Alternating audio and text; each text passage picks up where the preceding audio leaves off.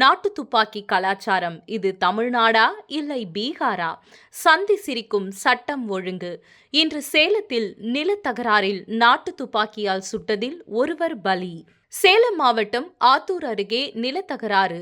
திமுக நிர்வாகி ராஜேந்திரன் துப்பாக்கியால் சுட்டதில் உயிரிழந்தார்.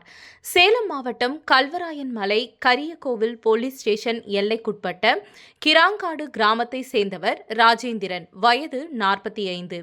அதே பகுதியை சேர்ந்த ராஜமாணிக்கம் என்பவர் நாட்டு துப்பாக்கியால் சுட்டதில் நிகழ்விடத்திலேயே உயிரிழந்தார்.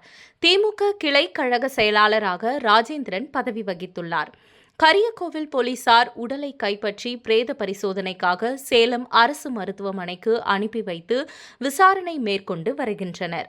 சேலத்தில் திமுக நிர்வாகி சுட்டு கொலை செய்யப்பட்ட சம்பவம் பரபரப்பை ஏற்படுத்தியுள்ளது.